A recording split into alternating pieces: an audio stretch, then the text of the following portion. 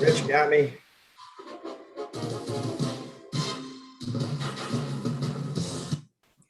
Good morning, everyone. Rich Stravinsky with the Mortgage Collaborative here with the first ever edition of a new show we're doing called Monday Mortgage Quarterback.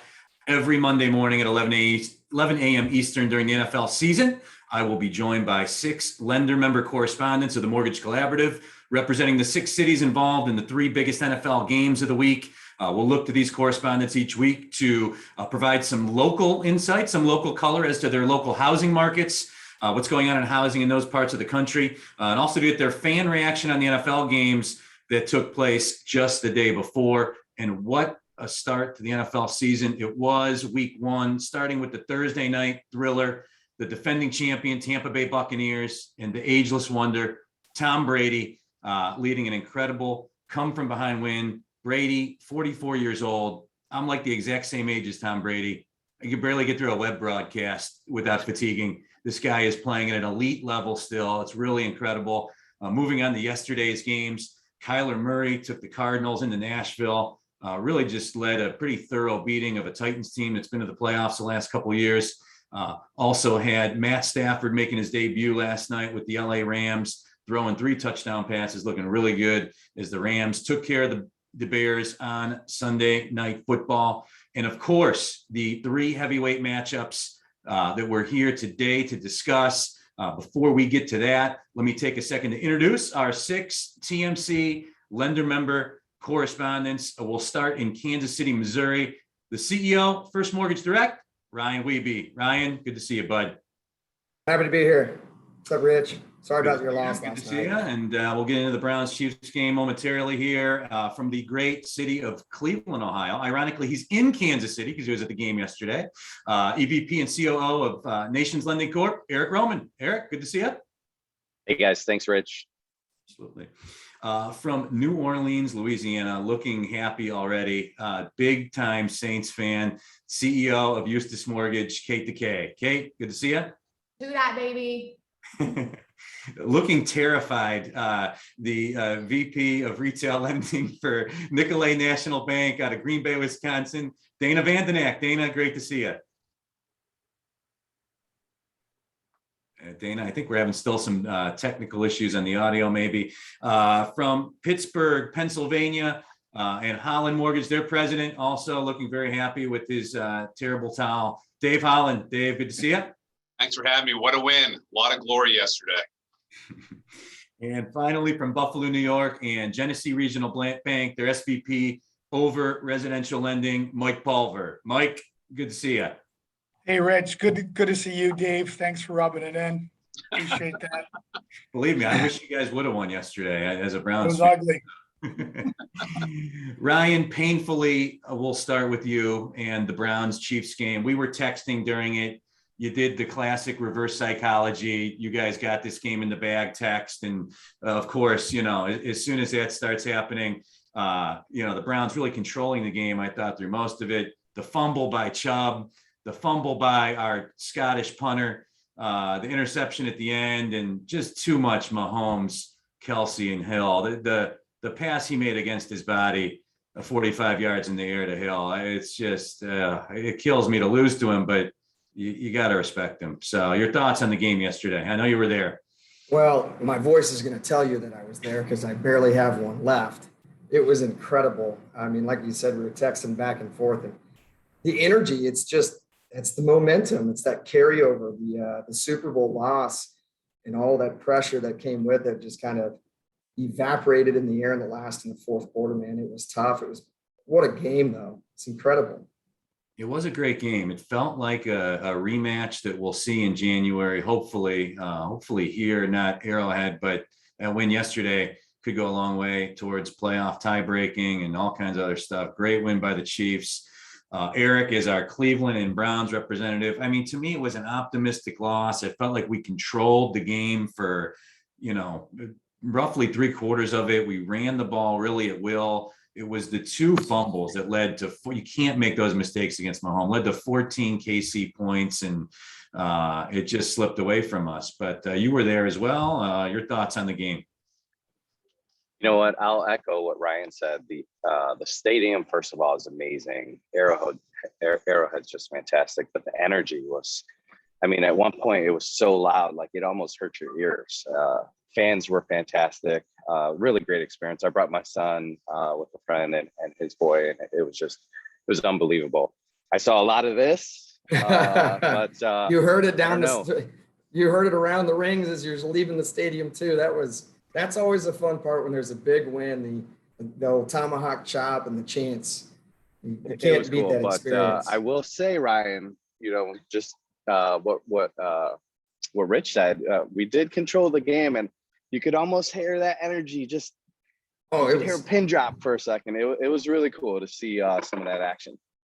we've been there before. You've seen it. The Chiefs do it time and time again where they have giant deficits going into the half. They come out and play a whole entire different ball game, but it took the entire game all the way down to the fourth quarter to get that momentum, to get that energy going. And, once we got on the gas, we never let go. Mahomes, Hill, Kelsey, they're unbelievable. Fantastic watching them in action. The front seven, we'll see. They need a little help there defensively, but it's like, again, their offense is so good. There's evidence yesterday. You don't need much of a defense when you can score like that. And, Kansas City likely to be a regular representative on this show, playing in a lot of big games. So this is probably not the last you'll see of Ryan this year. So The Browns are guys. contenders. You guys looked They're phenomenal. contenders now. they look good. I've experienced a lot of Browns losses over the years, and I rarely come away, not distraught. And I felt okay yesterday. So moving on to the Packers Saints game, Kate, Drew Brees retires, a salary cap purge, Michael Thomas and other injuries, 10 new starters.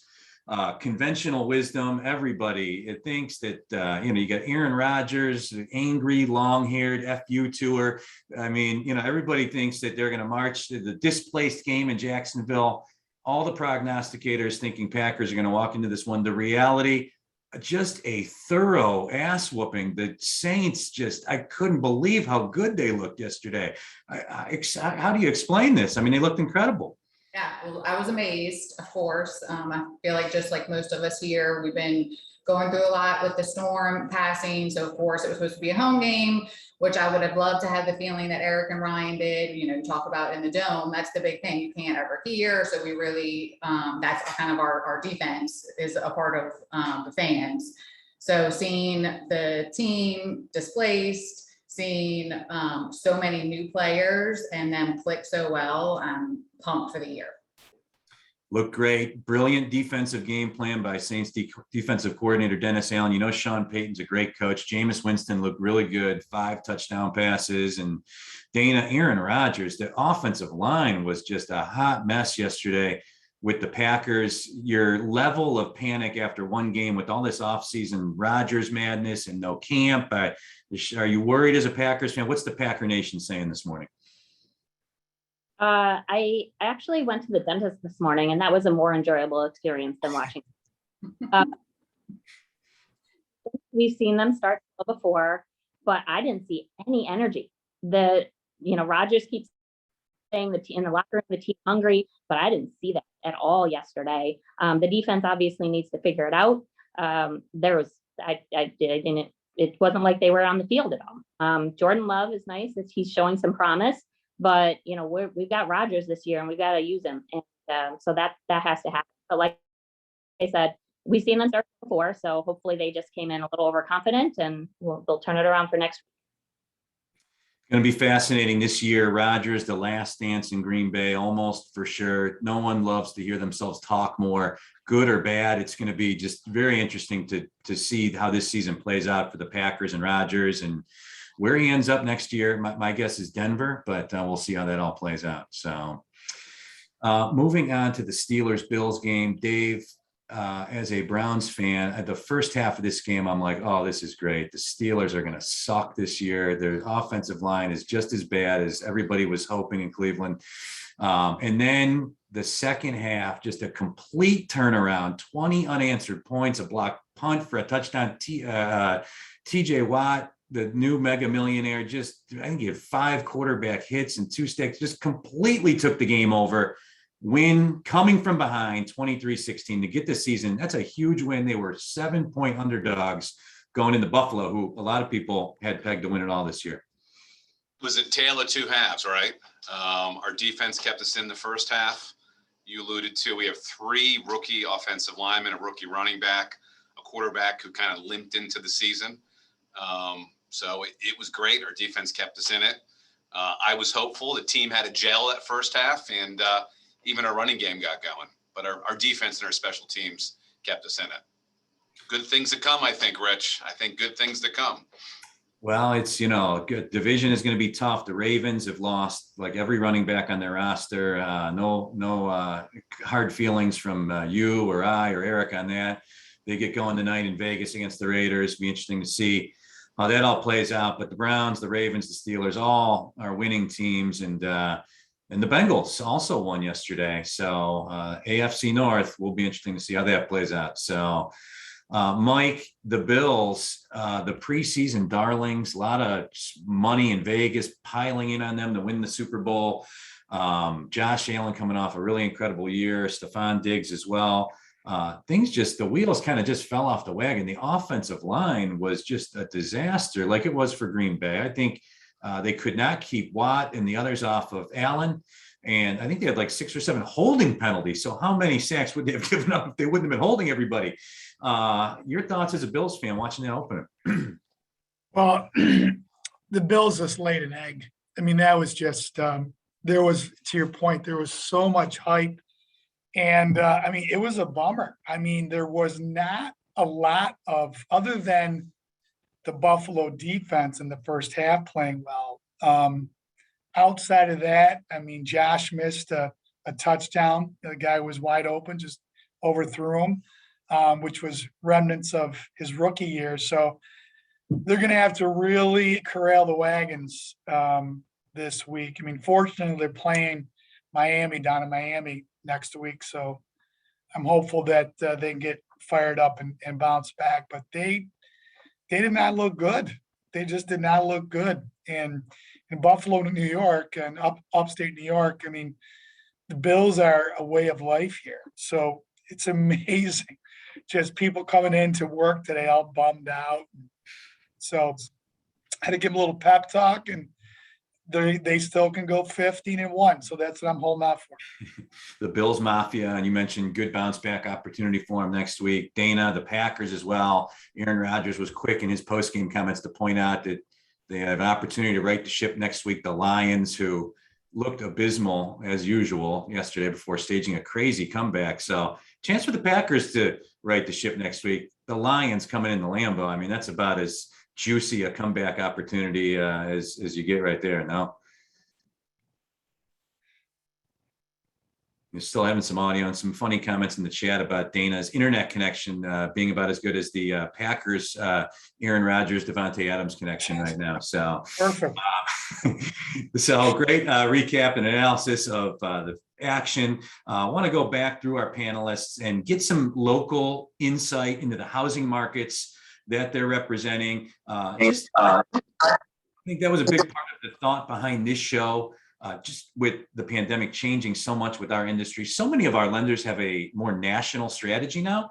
It's not like I ran lending for a bank in Ohio. We did business in Ohio. I think lenders now are looking more nationally at their approach. So we figured we'd bring on some members to give some insight into some of the different housing markets that they represent. And we'll start once again in the Kansas City market, Ryan. In the Kansas City housing market, you live in, right? Like the OP, which is Overland Park. That is like the big bustling suburb of Kansas City. But I was shocked, not shocked, but we look up when we do the show prep for this show, the Redfin Complete Score, which Right. kind of rates the housing markets in each city.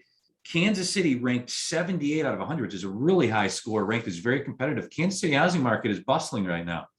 Yeah, it is. It really is. I mean, being in the Midwest, we get a lot of comfort in stability, right? So during the pandemic, we saw quite a few, folks that were from New York or folks from California making their way into KC, and just being a consistent housing market, no big ups, no big dips, as long as I've lived here. Now, I live in Kansas City, Missouri, which is on the outside, well, away from Overland Park. OP and Johnson County is that bustling metropolis, the old the suburbs, if you will, right? Mhm. So it's new money. It's a great schools, great place to be.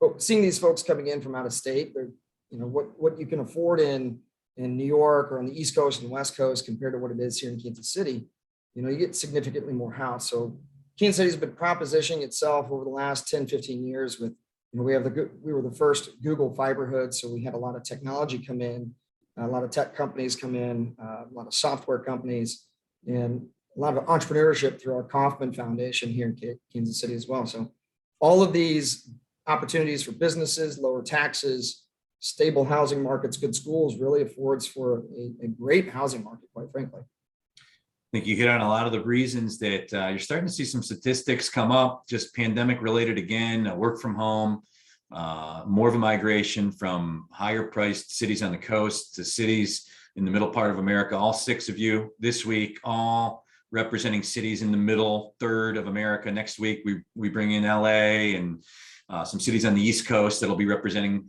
teams. But it'll be really interesting to see how that plays out. And, a lot more home, obviously, in the Midwest, and cities like Kansas City have benefited from that. So, And it helps to have a guy by the name of Patrick Mahomes in Kansas City as well. So that brings a lot. Like 50 Whataburgers are coming to Kansas City now too, thanks to Patrick. So, I mean, he's really the glue that puts us all together. He's the reason for Kansas City being what it is today.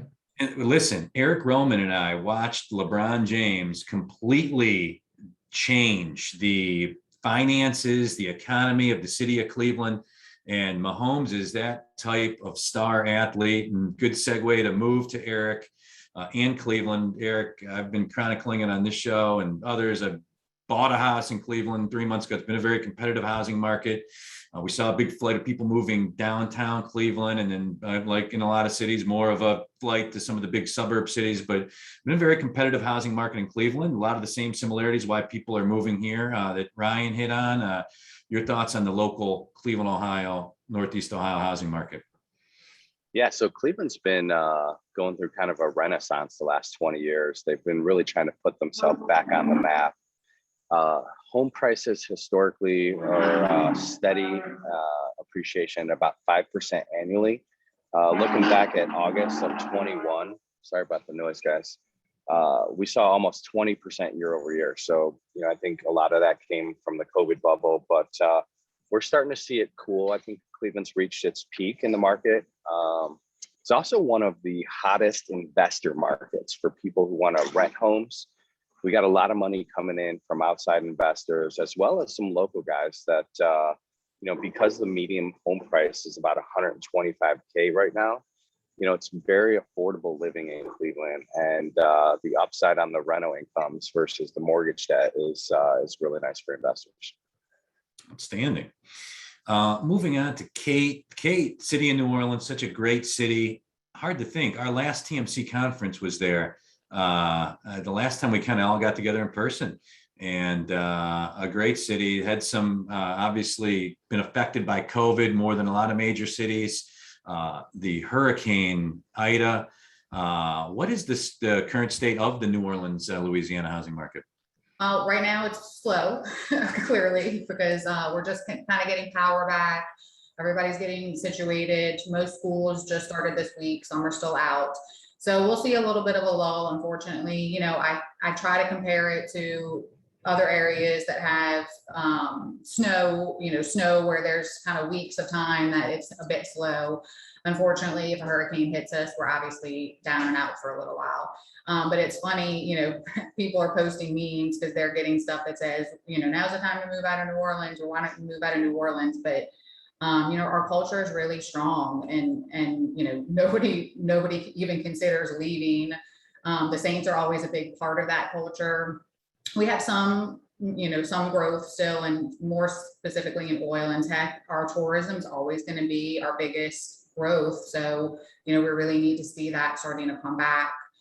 We have also seen a little bit of, like Ryan had mentioned, people can kind of live wherever they want now. So that work remote model has really benefited us, because people come to New Orleans and love New Orleans, but they can't live here because they work elsewhere. So that has really added some new transplants here. Our inventory is about 2.5 months. We have pretty strong demand in areas that are highly sought after and particular price points. We have lesser demand in areas of homes that need work. In New Orleans, they really do have a lot of inventory that needs work. You know, finding that kind of buyer that's willing to do some work is big for us. We've seen about 10% year-over-year increase in list price. And I do have a funny story about Kansas City. So my mother-in-law and father-in-law lived in Kansas City. They called me about 6 months ago and said, should we list our house now? They plan on retiring in 2 years, moving down to New Orleans, splitting time between kind of their kids and grandkids. And I said, yeah, we'll definitely do it in the next few months. Well, 10 days later, she listed her house, sold it within a day, you know, made a substantial amount of money because they had only owned it for about 5 years. So I would say Kansas City is definitely a hot market. You're right, Kate. I would say an average time on market right now to go to contract is probably 5 to 10 days at the longest. There's nothing in that first time, second, even third time house. Anything that's between 300 and 600,000 is gone. And she was. And yeah, so moving fans were outside of our house 3 weeks later, needless to say. We have a new house guest. Thanks, Kate. Great synopsis of the New Orleans housing market. Moving on to Dana. Dana, the Green Bay, Wisconsin area. Give us your analysis and insight into that housing market. Hear me okay? Because I know there was some issue. Yep, we got you. So in this area, Green Bay is usually fairly insulated from the big highs and lows. We have dips and valleys and hills, but they're not the magnitude that you see in some of the bigger cities. We rely a lot on manufacturing and industrial things here. So that's really nice to see. So the home price increase of well over 10% in the last year has really been a big shock to our area. So many first-time home buyers just struggling to find something reasonable for them to get into. Building is very, very heavy right now. So we have a lot of builders very, very busy. I am seeing some signs of it calming down a little bit. Obviously, we're a cold weather state. Our market, usually real estate really slows down in the winter months. We did not see that slow down much last year. I do anticipate it probably slowing, maybe sort of returning to normal starting again in the spring. But right now, yeah, homes are not staying on the market very fast. We have price points all over the place that are going very quickly. Obviously, 10 to 12 weekends out of the year, the place gets really busy when we have the Packers home games here. And that's a huge boom, but industry together. Excellent. Dave, the Pittsburgh, Pennsylvania market. Pittsburgh, you know, as much as I bag on the Steelers, really great city, just a couple hours from where I live, great downtown, great food, a lot of fun things to do there. Also has really grown the downtown area and the surrounding suburbs over the course of the last 10, 15 years. What the current state of the Pittsburgh, Pennsylvania housing market? It's the same as everyone on this panel. We have a real heavy tech with CMU. So there was a sign out in Seattle said, into tech, 1 afford a house, move to Pittsburgh. It's a big billboard in Seattle. So you know, 5 years ago, you could still buy grandma's house for 80 grand, fix it up in a decent neighborhood. So it's good. I tried to find the article before I got on the call, but Pittsburgh was the most affordable housing market in the country based on median sales price. You only needed $38,000 to afford it. Places like San Jose were like $250,000, 275. So great market. It says 5% year over year, maybe because 20 was such a good year in our housing market. But I've never seen so many multiple bids on every single home. I'm not talking 4 or 5. I'm talking 40, 50 bids, which is, not the Pittsburgh market. So strong. Homes aren't in the market very long. It's been good. It's been good. Tough for first-time home buyers, like a lot of you said. And Mike, you're actually in Rochester, New York, just a little bit just down the road from Buffalo, in that Western New York area, though. The current state of the kind of Western New York real estate, Western New York housing. I mean, I kind of very much in sync with what everyone else has said, Rich. I mean, the market here just has never gone through the boom bust cycles that a lot of other cities go through. So it's just very stable.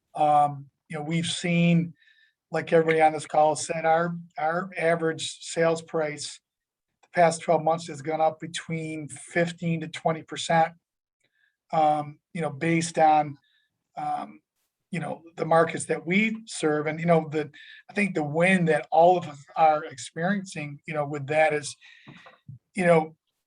in terms of running the mortgage group, I had budgeted an average loan size for our group of X, but it's turned out to be Y, which is about 10 to 15% higher. And we're, that's everybody's winning because of that, right? So the LOs are winning because of that. The P&L is winning because of that. So that's been pretty cool to see. And again, it's steady. I really, we like Dana, when it gets really cold here, the market does literally, cool off, but it's not as seasonal as it used to be. You don't see those big, swings in the springs. It's just a much more stable environment. And for us, I mean, we run right now, we're at about 78, 79% purchase money. And we've always really focused on doing that. And so that in the event that rates do go up, we don't have, as much of an abrupt hit to our production. So knock on wood, it's still a very stable, good housing market for us. Excellent. Thanks, Mike. And thanks to all our correspondents this week, Ryan and Eric and Kate, Dana, Dave and Mike. Really appreciate you guys coming on. This really was exactly how I envisioned this show when we kind of drew it up on the whiteboard, and some good games to get things going. An exciting opening week, and great to get some local insight into some different major metropolitan housing markets across America. We'll continue to do this show every Monday morning at 11 a.m. Eastern. And I think you're going to see some of these same people back. We're going to need like a few Kansas City correspondents, because it looks like they're going to be like one of the best. People are going to get sick of hearing about the Kansas City housing market. So, but thank you all to our correspondents. Thanks for our attendees for taking a half hour out. And as always, with all our programming, we'll be very short order loading this to our YouTube page and releasing it on YouTube, and of course, making it a podcast as well, where I know a lot of you listen as well. So until next week, have a great week, everyone. Take care. See ya. Thanks, Rich. Rich, Bye, guys. Thanks, Rich. Go Browns. Bye. Go Browns. Chiefs.